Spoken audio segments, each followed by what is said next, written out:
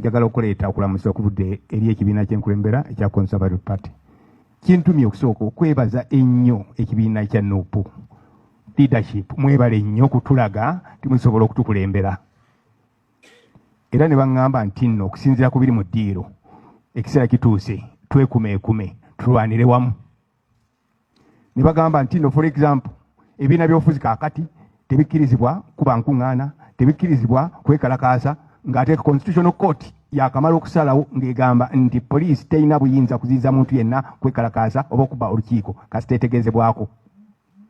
Ate era nga Constitutional Court neeyongerako ng'egamba nti as if that was not enough, Article 92 egamba Parliament tekkirizibwenga kusaawo tteeka ddala lizaawo liri eribadde nullified. Kitegeeza ab'ebibiina muli free ng'endogoyi. Ekyo kiba kitegeeza nti ssebo Mr. President Oweekitiibwa Kyagulanyi, kiseera kituuse mmwe nga baliida baffe mu Parliament mukulembere omumuli ogututuusa okukolera awamu. Nindiridde olumu era nga tuli ready muyite olukiiko olwa bonna mu Kampala public rally ebibiina byonna nga weebiri tubalage ekye tuli mu nsi eno. Ekintu ekirala ate nga nakyo kikulu ssebo yogedde ku buli bw'enguzi mu sekendi ngamba bwe nti Uganda lyemu ku mawanga amali g'enguzi kayingo.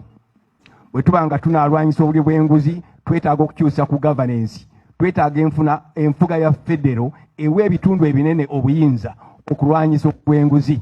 Kalangala district tesobola kulwanyisa State House nguzi nti erwanyisa obuli bw'enguzi mu State House. Acholi esobola, Buganda esobola, Busoga esobola. Kitegeeza you need some autonomy to muscle out the dictator and the corrupt people. Nekisemberayo ddala ate nga kikulu. Natunuulidde ekigambo kino ekya Dr. Kizza Besigye. Bannayuganda mwenna naddala ebibiina by'obufuzi biri wano mwebale kuvaayo mulwanire omwana wa Uganda oyo.